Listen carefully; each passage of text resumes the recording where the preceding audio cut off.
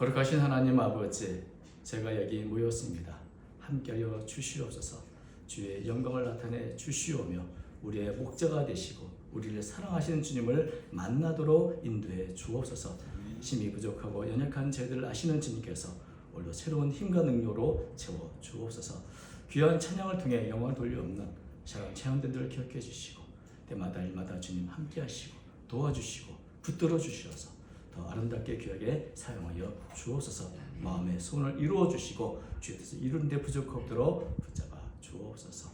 열심히 부족한 종이 말씀을 내고 섰습니다. 주께서 긍휼히 여기사 사용하여 주시옵소서. 우리 주 예수님의 이름으로 기도 올려옵나이다. 아멘. 우리 나이가 들면서 하루하루 가치 있게 좀 더 의미 있게 충실하게 사는 게 참 중요하다는 생각을 하게 됩니다. 하루하루의 삶이 결국 우리 자신의 인생 전체를 만들기 때문에 그렇죠. 그래서 언젠가 제가 시편 3편 아침의 시편이라고 전해드린 적이 있습니다. 우리가 하루를 충실히 살기 위해서 좋은 시작부터 하자. 아침을 시작할 때 일어나자마자 바빠가지고 그냥 정신없이 되기 시작하지 말고 말씀을 보고 또 무엇보다 여호와여 일어나소서 나보다 앞서 행하소서 하면서 이 시편 3편 아침에 시편을 좀 이렇게 묵상하며 시작하면 어떨까 하는 말씀을 전한 적이 있습니다. 오늘은 저녁의 시편입니다. 하루를 잘 시작하는 것도 중요하지만 또 한편으로는 충실히 잘 살고 어떻게 하루를 잘 마무리 짓는가 이것도 중요하지 않겠습니까? 그래서 오늘 하루 충실히 살다가 이제 잠자리에 누워서 참 평안하게 참 잠을 잘 자면 얼마나 좋을까. 그런데 대개는 그렇지 못하고 잠을 못 자요.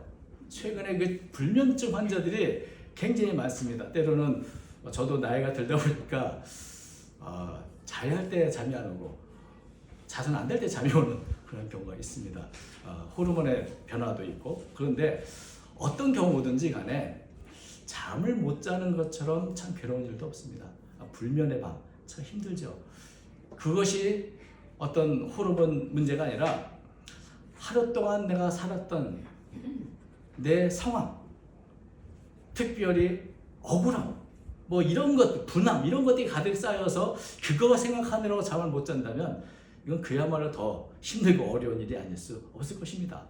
그래서 오늘 이 저녁의 시편, 이제 시편 4편이 바로 저녁의 시편으로 이게 알려졌는데 왜 그러냐면 맨 마지막 구절 보면 다윗이 나는 이제 평안히 누워 잠잘 거야 라고 아주 평안한 잠을 자는 거로 이 구절이 마치거든요. 그래서 전통적으로 저녁의 기도라 원 저녁의 시편으로 불려서 시편 3편은 아침의 시편, 시편 4편은 저녁의 시편. 그래서 아침에는 시편 3편, 저녁에는 시편 4편을 묵상하면 참 좋습니다. 그리고 이 시편 3편과 4편이 서로 이렇게 어휘라든지 구조라든지 이게 다 연결되어 있기 때문에 아마 본래 이렇게 시편 이렇게 묶어놓은 이유가 있지 않나 하는 생각이 듭니다. 근데 시편 3편은 아주 배경이 아주 명확하게 나와 있죠. 다윗이 그의 아들 압살롬을 피할 때 지은 시. 그러니까 어떤 환경인가 분명히 어떤 어려움을 겪었나가 나와 있습니다. 근데 시편 4편은 그런 배경이 정확히 나오지 않고 단지 다윗이 시이며 인도자를 따라 현행에 맞춘 노래라. 근데 대부분 많은 분들이 시편 3편과 4편이 연결됐기 때문에 4편도 압살롬의 그 반역 때 지은 것이 아닌가 이렇게 다 여기고 있습니다. 그러나 뭐 그렇지 않을 가능성도 있겠죠. 그러나 분명한 것은 시편 4편 잠을 잘 잔다고 하는 이 고백이 평안하고 아무것도 부족함이 없고 아쉬움이 하나도 없는 그런 때는 아니고 압살롬의 반역과 같은 아주 예상치 못한 사건들 때문에 아주 힘들고 어려운 마음의 번민이 가득한 그런 때라는 것은 분명합니다. 시편 4편에서 다윗이 겪는 괴로움은 아주 육체적인 것이나 또 어떤 물리적인 괴로움은 아니고 정신적인 것이죠. 지금 악의적인 비방, 거짓된 소문, 계속되는 다윗을 향해서 괴롭히는 그런 문제들이 있습니다. 사람들이 다윗을 욕하고 비방하고 거짓말로 다윗을 넘어뜨려 하는데 계속 있는 그 얘기를 듣는 중에 있다는 것입니다. 여러분 혹시 그런 경우 있습니까? 나는 안 그랬는데 내가 억울하게 욕을 먹고 부당하게 수치를 당하고 고통을 받는 그런 경우라면 그날 밤 잠이 오겠습니까? 회사에서든지 어디서든지 내가 한 일이 아니고 나는 억울한데 이걸 알아주는 사람이 없네. 모든 사람이 날 욕하는 그런 환경에서 다윗은 어떻게 그렇게 잠을 잘 잔다고 고백할 수 있을까? 이게 오늘 우리가 배우고자 하는 부분입니다. 억울하고 부당한 일, 또 이렇게 다윗처럼 무고하게 이런 일을 당할 때 여러분은 어떻게 이거를 해결하십니까? 누구를 찾아가겠습니까? 이럴 때 아마도 대부분 그래도 나를 알아줘, 내가 그렇지 않다는 걸 내 결백을 알아줄 사람에게 가서 내가 지금 이런 일 당하고 있다 이렇게 말하지 않겠습니까? 그죠? 누구나 저 사람도 내가 얘기하면 저 사람도 그렇게 생각할 테니까 난 뭐 그런 사람이랑 찾아가지도 않겠죠. 그런데 적어도 너는 나를 알잖아, 내가 그렇지 않다는 걸 알잖아, 내가 말하자도 알잖아 라고 나를 알아줄 사람을 찾아가겠죠. 다윗에게 바로 그런 사람이 하나님이었습니다. 그래서 시편 1편을 보면 4편의 1절을 보면 내 의의 하나님이여 내가 부를 때 응답하소서. 내 의의 하나님, 의의 하나님이라는 이 부분을 다른 번역 성경을 보면 다양하게 번역했는데 공동 번역은 이렇게 번역했습니다. 내 무지함을 밝히시는 하나님, 부르짖사오니 내 기도를 들어주소서. 내 무지함을 아시는 하나님이라는 거죠. 내 의의 하나님, 나에게 의롭다는 것을 알고 있다는 하나님, 알고 계신 하나님. 하나님은 의로우시고 또한 나의 의로움도 아시는 분, 그래서 나의 억울함을 풀어주실, 무지함을 밝혀주신 하나님, 내가 부를 때 응답하셔서 이렇게 기도를 하는 겁니다. 하나님이 이미 나를 알고 계시기 때문에 아주 편안한 마음을 함께 나가서 기도하는 것이죠. 여러분, 사람들은 몰라도 하나님이 나를 알고 계시다는 것이 얼마나 큰 위로가 되겠습니까? 하나님 앞에 나가면 그래 하나님 알고 계시지라고 하는 그 말이 그 자체가 힘이 되고 위로가 되죠. 특별히 하나님 앞에 이 억울한 일 당할 때 기도할 때는 아주 좋은 점이 있습니다. 하나님 앞에 내가 변명할 필요가 없어요. 내가 무슨 이유를 들어가지고 나를 설명할 필요도 없어요. 왜? 하나님 이미 나를 알고 계시니까. 이미 알고 계시니까, 이미 나의 편이시니까 그냥 하나님, 내 위에 하나님, 내 기도 드십시오 이렇게 기도하면 되는 겁니다. 근데 다윗은 하나님이 자신의 편이라는 것을 어떻게 알았을까요? 이것은 이론이 아니라 경험입니다. 경험을 통해서 하는 거죠. 우리가 성경 말씀을 공부하면서 하나님이 어떤 분인지 잘 배웁니다. 그런데 하나님을 아는 진정한 지식은 단지 지식적으로 머리로만 하는 게 아니라 내가 배우고 내가 성경에서 알았던 그 하나님을 실제 살면서 경험할 때 정말 하나님이 이런 분인 걸 알게 되는 것이, 이게 진짜 참 하나님에 대한 지식이라고 할 수 있습니다. 우리는 이론은 참 많이 아는데 실제로는 하나님을 경험하지 못할 때가 많이 있습니다. 제가 언젠가 말씀드렸지만 중국의 가정교회에서 사역을 할 때 이런 얘기 해도 되나? 신학교를 할 때 갑자기 소리 막 이렇게 동네가 시끄러웠어요. 왜 그런가 했더니 한 어린아이가 연못에 빠졌다는 겁니다. 빠져서 막 데리고 거죠. 근데 날 찾아와요. 나는 신학교 강의하는데 그래도 목사님이니까 그래도 뭐 선교사니까 막 데리고 왔는데 그때 내 마음이 뭐겠습니까? 문제 없어. 뭐 하나님의 능력 되지라고 내가 생각했을까요? 하필 나일까? 이거 먼저 어떻게 처리할까? 갑자기 지금 쓰러져 있는 아이를 앞에 보면서 어떻게 될지 막 복잡하더라고요. 근데 옆에 우리 장로님께서 일로 와. 그래서 기도를 그분이 하시고 툭툭 튀면서 괜찮아, 가서 먹을 것을 줘 라고 말할 때 나는 그것을 보면서 내가 알고 있는 지식들은 많지만 하나님에 대해서 실제로 내가 경험한 하나님이 얼마나 되는가, 정말 이분은 경험을 하는구나 하나님을. 그래서 이런 일 당할 때 조금 더 두려워하지 않고 맞서는구나, 이런 것을 내가 마음 깊이 새긴 적이 있습니다. 다윗이 바로 그런 겁니다. 다윗의 삶을 보면 얼마나 많은 어려움들을 겪었습니까? 앞뒤가 꽉 막힌 기가 막힌 수렁에 빠진 경험들이 한두 번이 아닙니다. 그런데 그때마다 하나님의 자신을 구해주고 건져준 그런 경험들이 쌓여져 있습니다.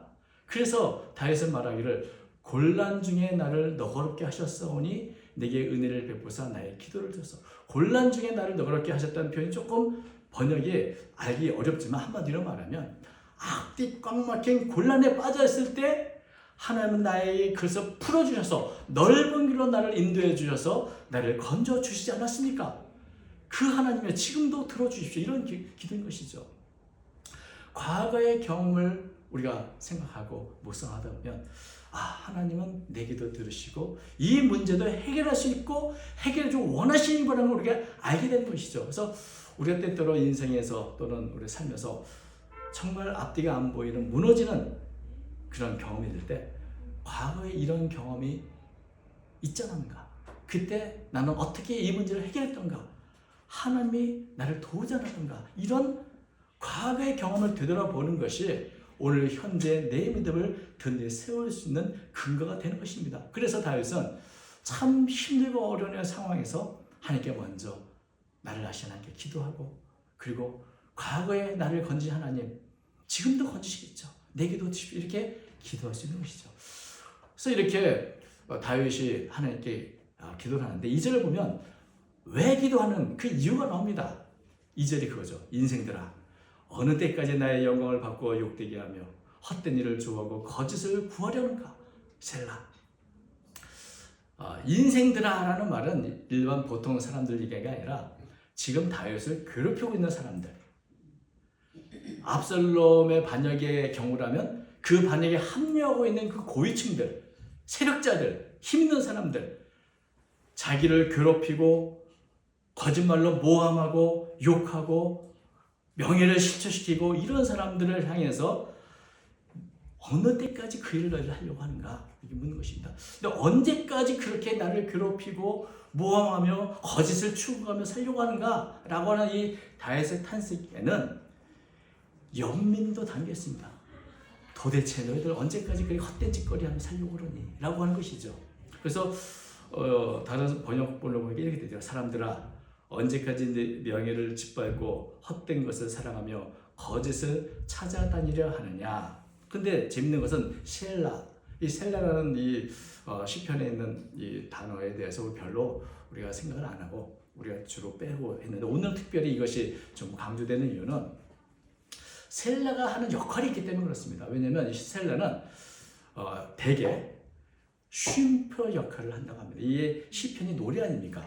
노래 때 쉼표 역할을 하고 그래서 시편을 노래하다가 셀라는 잠시 멈춰서 좀 묵상하거나 앞에 있는 구절을 묵상하거나 혹은 앞으로 변조시켜서 목소리를 높이 부르거나 이렇게 변조시킬 때 사용할 때 이 셀라를 사용한다는 것이죠. 다윗이 사람들에게 묻습니다. 너희들 언제까지 그렇게 살 거야? 언제까지 헛된 일을 하면서 나를 괴롭히며 살 거야? 그리고 셀라 좀 생각해봐. 좀 멈춰서 좀 네가 그렇게 살면 어떻게 되는지 좀 그 결과를 생각해봐. 이 시편을 읽는 사람 모두에게 자 이런 사람이 어떻게 될까요? 한번 생각해 봅시다. 그 시간의 여유를 주는 겁니다. 잠시 멈춰서 이렇게 거짓것, 헛된 일 추구하다 결국 그들이 어떻게 될까? 언제까지 그들이 그렇게 살다 보면 결국 어디로 향할까? 좀 생각해봐라. 이렇게 말하죠. 그리고 나서 다윗이 그들에게 말합니다. 3절 여호와께서 자기를 위하여 경건한 자를 택하신 줄 너희가 알지어다. 내가 그를 부를 때에 여호와께 들으시리로다. 자기 자신에 대해서 말합니다. 너희들 이렇게 헛짓거리하는데 나는 내가 누군지 너희들 몰라서 그래. 나는 하나님이 택하신 사람이야 라고 말하는 것이죠. 그래서 저는 오늘 이 시편 4편을 이렇게 여러 다양하게 말씀을 전할 수 있겠습니다. 오늘은 다윗의 의식의 흐름을 따라서 다윗이 의식의 흐름이 어떻게 갔는가를 중심으로 좀 말씀을 전하려고 합니다. 그래서 다윗이 어떻게 하려고 너희 그렇게 살 거야? 네가 이렇게 헛된 짓 하며 나한테 모험하지만 나는 어떤 사람인 줄 알아. 여호와께서 자기를 경건한 택하신 너희가 알지어다. 내가 그를 부를 때 여호와께 들으시지어다. 좀 알아줬으면 좋겠는데 하나님은 경건한 자를 택하시고 바로 나를 택하셨어. 하나님은 다윗을 택했다. 이 택했다는 단어가 본래 의미가 구별됐다는 뜻입니다. 구별했다. 근데 이 구별했다는 이 단어가 시편에 3번 나오고 출애굽기에 4번 나와서 성경에 7번밖에 안 나오는 단어인데 시편에 외에는 출애굽기에만 나옵니다. 그런데 출애굽기에 언제 나오는가? 하나님이 재앙을 내리실 때 이스라엘을 구별했다는 면에서 4번 나오죠. 몇 가지만 3가지만 읽어드리겠습니다.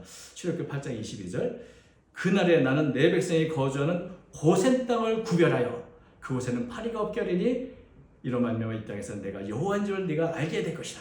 고센 땅을 구별했다 이렇게 됐고 9장 4절 출애굽기 여호와가 이스라엘 가축과 애굽의 가축을 구별하리니 이스라엘 자손에 속한 것은 하나도 죽지 아니하리라 하셨나이다 하고 또 출애굽기 11장 7절 이거만 아까 보면 뭐죠? 이스라엘 자손에게 애굽 가축을 구별했다고 출애굽기 11장 7절 보면 그날 이스라엘 자손에게는 사람에게나 짐승에게나 개 한 마리도 그 혀를 움직이지 아니하리니 여호와께서 애굽 사람과 이스라엘 사람을 구별하는 줄을 너희가 알리라 하셨나. 이 땅을 구별했다. 이 고센 땅은 하나님의 백성 사는 곳인데 구별했다. 이스라엘 백성이 키우고 있는 양육하는 가축도 내가 구별했다. 애굽의 가축과 구별했다. 그래서 재앙을 내지 않을 거다. 또 뭐라고 말합니까? 애굽 사람과 이스라엘 사람을 구별했다.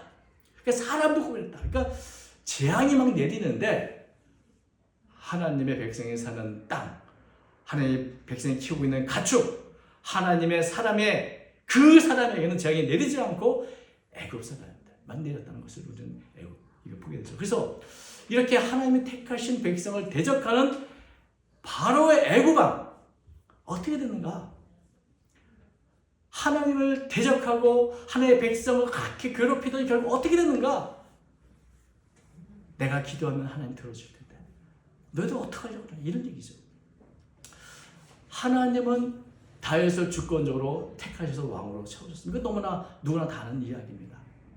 다윗은 자신이 왕이 된 것도 이 자리에 선 것도 내가 선택한 것이 아니라 하나님이 나를 택하신 게 아니라 내가 보기에 너무나 형편없어 보이지만 하나님은 경건한 택하시는 분이 바로 나를 택하셨어. 이런 확신과 내 정체성을 갖고 있기 때문에 나를 대적하는 게 곧 하나님을 대적하는 것인데 이 다윗의 마음이 조금씩 그들을 향해 나를 괴롭히는 이들을 향해서 연민, 긍휼, 불쌍함으로 나아가고 있는 것이죠. 내가 하나님께 속한 사람의 정체성이 분명한 사람은 어떤 대적이 공격하도 두렵지 않습니다. 왜? 하나님 나를 보호할 뿐 아니라 하나님은 하나님의 백성을 괴롭히는 자에게 더 큰 것으로 갚아주시는 분이시라. 원수 갚는 것이 내게 있다고 말씀하신 분인데 이것을 생각해보면 다윗을 공격하는 그 사람들이 다윗은 점점점 불쌍하게 여기는 거죠. 그렇게 살면 큰일 날 텐데 어떡하면 좋겠다. 그래서 다윗은 그들에게 좀 스스로 돌아보고 회개할 것을 권면합니다. 그래서 4절 보니까 너희는 떨며 범죄하지 말지어다. 자리에 누워 신중히 말하고 잠잠할지어다. 지금 괴롭힘을 당하는 사람이 다윗인데 지금 하나님께 기도할 뿐만 아니라 이 기도가 점점점 자신을 공격하는 원수들, 대적들을 향한 회개를 촉구하고 권면하는 것으로 나가는 거죠. 여러분 여기까지 나가면 다윗의 문제는 이미 해결된 겁니다. 이미 그들이 주는 괴로움이 없다는 거죠. 그래서 지금까지 너희들 좀 하나님 두려운 줄 모르고 살았다면 정말 하나님을 두려울 줄 알아야 돼. 그래서 너희 죄를 멈춰야 돼. 이렇게 말하는 거죠. 지금 너희들이 하는 일이 하나님 대적하는 걸 알고 두려워서 떨어야 돼. 하나님을 대적하는 게 얼마나 무서운데. 여러분 하나님을 대적하면서도 두려워할 줄 모르는 그것처럼 무서운 게 어디 있습니까? 그런 면에서 정말 하나님을 두려워하고 떨고 그래서 범죄하지 마라.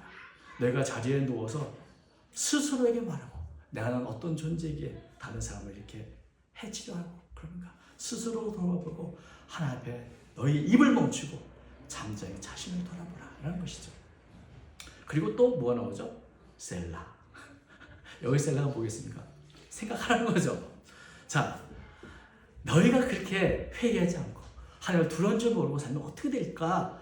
한번 너희가 지금 추구하는 게 뭔지 하나님은 당신의 삶을 어떻게 보고 계실지 그것을 좀 돌아보고 생각해보고 그래서 다른 사람에게 말하기 전에 네 스스로에게 말하고 잠잠히 자신을 돌아보라 이렇게 말하고 있습니다. 하나님이 해주는 음성을 한번 귀를 기울여 들어봐라. 그래서 셀라가 그들을 향해서 멈춰서 좀 생각해라. 만약에 그들이 이런 다윗의 권면이나 자기의 양심에서 나오는 하나님의 음성을 들었다면 생각하겠죠. 그렇다면 내가 뭘 해야 되지? 그때 다윗은 말합니다. 의의 제사를 드리고 여호와를 의지할지어다. 5절. 하나님과 바른 관계를 가지라는 것이죠. 지금은 몰라서 이렇게 하나님을 대적하거나 혹은 자신의 헛된 일을 추구했다 할지라도 이제는 돌이켜서 하나님 앞에 올바른 관계를 갖기 위해서 예배를 드리고 하나님을 의지하는 그런 삶, 올바른 방향으로 살아갈 것을 다윗은 말하고 있습니다. 하나님이 원하시는 제사는 자신의 죄를 깨닫고 애통히 여기면서 상한 심령으로 나와 드리는 제사, 그것이 하나님과의 관계를 바르게 하는 것입니다. 그 바른 제사를, 의의 제사를 드리고 하나님을 의지하는 삶을 살아라. 하나님께서 너의 모든 것을 채워주시니 하나님을 의지하면 그때 하나님의 은혜가 임하게 된다는 것을 말해주고 있습니다. 그러면서 6절 보니까 여러 사람의 말이 우리에게 선을 보일 자 누구냐 하오니 여호와여 주의 얼굴을 들어 우리에게 비추소서. 여러 사람이 누군지 나오지 않습니다. 불투정 많은 사람들이 생각하는 게 뭡니까? 사람이 추구하는 게 뭡니까? 야, 누가 나한테 좋은 것을 줄까? 누가 나한테 좋은 일을 보여줄까? 누가 나한테 좋은 것을 주어서 나를 만족시킬까? 그래서 나에게 좋은 것을 줄 수 있는 그런 대상을 찾아가는 게 사람들입니다. 여러 사람들이죠. 많은 사람들, 아니 대다수의 사람들이 늘 누가 나한테 선을 보일까? 누가 나한테 좋은 거 줄까? 내가 그걸 채워준다면 나 일단 그걸 쫓아갈 거야. 쫓아갈 거야. 하나님이 아니어도 내 만족을 시켜주고 내 욕망을 채워주고 나를 만족시키고 우상이 있다면 나는 기꺼이 나가서 우상한테 절할 거야. 이런 사람들이 대다수라는 것이죠. 다른 번역본은 이렇게 말씀합니다. 그 누가 우리에게 좋은 일을 보여줄까 하고 말하는 자가 많사오니 환한 당신 얼굴을 우리에게 돌리소서. 여러분, 많은 사람들이 진리보다 어떤 것이 내게 이익이 되고 어떤 것이 나에게 더 유익이 되는가를 따라서 살아가는 길을 겁니다. 그래서 거짓된 믿음도 따르게 되는 것이죠. 뭐 얘기하면 길어서 더 이상 말하지 않겠습니다만 저는 이 말씀 보면서 생각나는 이 구절이 잠언서 30장 15절. 거머리에게는 두 딸이 있어 다오 하느니라. 늘 부족해서 달라고 하는 것처럼 사람들은 달라 누가 좋은 거 줄까? 여러 사람들이 자신의 만족을 채우기 위해서 계속 달라고 하는데 그런 사람들을 향해서 다윗은 뭐라고 합니까? 제사장의 축복의 일부분을 인용해서 말합니다. 그게 수많은 사람들이 자기에게 유익을 추구하며 누가 나한테 좋은 것 줄까라고 말할 때 여호와여 주의 얼굴을 들어 우리에게 비추소서. 이것은 제사장의 축복의 한 부분입니다. 민수기 6장 20을 보면 여호와는 그의 얼굴을 내게 비추셔서 은혜 베푸시라고 하네요. 주의 얼굴빛을 우리에게 비춰달라는 것이죠. 사람들이 자신의 만족을 위해서 여러 개 추구하고 우상을 쫓아다닐지 모르지만 진정하게 우리에게 선을 베풀 수 있는 분은 오직 하나님밖에 없습니다. 하나님께서 나를 만족시킬 수 있습니다. 하나님만이 나를 만족시킬 수 있는 하나님 그 얼굴빛을 내게 비춰주십시오라고 고백하는 것이죠. 가장 훌륭하고 가장 좋은 것은 위로부터 빛들의 하나님, 우리 하나님 아버지께 옵니다. 그 하나님이 나를 바라봐 주시는 것, 그 얼굴빛을 비춰주시는 것이야말로 가장 큰 영광이고 은혜이고 그것이 우리의 기쁨입니다. 그래서 그 하나님이 나를 바라보신다면 어떻게 됩니까? 7절 주께서 내 마음에 두신 기쁨은 그 곡식과 세포들을 풍성할 때보다 더합니다. 사람들이 참 기쁨을 많이 갖지만 대부분 가장 추구하는 것은 물질이죠. 횡재했을 때 많은 분들이 로또를 사면서 기대합니다. 혹시나 만약에 당첨되면 부러워하죠. 또 인터넷 보면 기운을 받으세요 이러면서 이렇게 당첨된 거 보여주기도 하고 사람들이 이렇게 누구나 추구하는 게 곡식과 새포도주가 이 창고에 가득하다. 이것처럼 좋은 게 없을 걸지 모르지만 주님께서 내 마음에 두신 기쁨은 이런 것들보다 더 능가합니다. 여러분, 주님이 나를 보고 계십니다. 주님이 나와 함께 하십니다라는 말과 내 곳간에, 내 창고에 곡간에 곡식과 새포도주가 풍성히 가득 찼습니다라는 말 중에 둘 중에 하나를 고르려면 여러분 어떤 말을 고르고 싶어요? 어떤 고백을 하고 싶어요? 어렵죠? 그래서 지금 다윗의 마음이 처음에는 힘든 가운데 내 의에 하나님 불렀더니 다윗이 조금씩 생각하면 생각할수록 하나님을 생각할수록 의식이 어떻습니까? 그들이 불쌍해 보이고 그들에게 권면하고 그리고 나는 지금 어떤가? 하나님이 나를 보고 계시는데 그렇다면 내 마음에 하나님 두신 기쁨은 사실 그 어떤 것도 비교할 수 없는 기쁨이야 라고 마음이 바뀌는 것을 우리는 보게 됩니다. 그래서 기도의 중요성은 기도를 통해서 물론 문제도 해결되지만 무엇보다 내가 바뀌는 거죠. 내 마음이 바뀌고 내가 바라보는 시각이 달라지고 이제는 다윗이 기쁨을 얘기합니다. 주님이 내 마음에 기쁨을 주셨는데 그것은 정말 이 세상 어떤 것과도 비교할 수 없는 그런 가장 큰 그런 기쁨입니다. 뭐 곡식, 새포도주 이런 거 귀한 바가 아닌 그런 기쁨이 내 마음에 있습니다라고 고백하죠. 기도하는 중에 다윗의 마음이 치유가 됐습니다. 환경이 변하기 전에 먼저 내 마음이 치유가 돼야죠. 그래서 이제 말하기를 이제 나는 이제 쉴 수 있어요. 나는 이제 뭐 문제가 아니네요. 뭐 그런 거 아무것도 아니 나는 주님은 나에게 그늘에서 편히 잘 겁니다. 라고 이제 고백을 하는 겁니다. 그래서 8절 보니까 내가 평안히 눕고 자기도 하리니 나를 안전히 살게 하신 이는 오직 여호와이시니이다. 여러분 한 가지 기억하십시오. 우리가 잠을 잘 때에도 주님이 필요한 연약한 존재입니다. 잠을 잘 때도 주님이 필요합니다. 제가 어린 손녀딸을 돌볼 때가 있는데 특히 잠을 잘 때 할아버지가 와서 동화책 읽어달라, 뭐 옛날 얘기 해달라 이렇게 얘기합니다. 그러면 가서 어쩔 수 없이 가서 이제 옛날 얘기를 하는데 너무 재밌고 흥미진진하면 잠을 자겠습니까? 그래서 이전에는 흥부와 놀부 이야기했는데 톱질 얘기만 20분 했습니다. 톱질을 슬글슬글 하면서 애가 진짜 잠을 자죠. 그래서 잠을 보는데 문득 그 생각이 듭니다. 얘가 잠을 자는 것은 내 이야기가 지루해서가 아니라 어떤 든든한 존재가 나를 지켜보고 있다. 그걸 마음에 안심을 하니까 나를 보고 있는 부모님, 나를 지켜보고 있는 할아버지 이런 분들이 보고 있는 것 자체가 이미 마음에 든든하니 자기도 모르게 잠이 드는 거죠.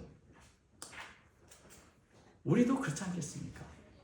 내가 잠을 자러 누울 때 여러 가지 번민, 나를 괴롭히는 소문, 여러 가지 괴로운 일들이 있다면 잠을 마음 놓고 잘 수 없겠지만 하나님의 얼굴빛이 나를 향해 보고 계시다라고 하는 그런 믿음이 있다면 그런 하나님의 얼굴을 그 얼굴에 은혜의 빛을 내가 바라보고 있다면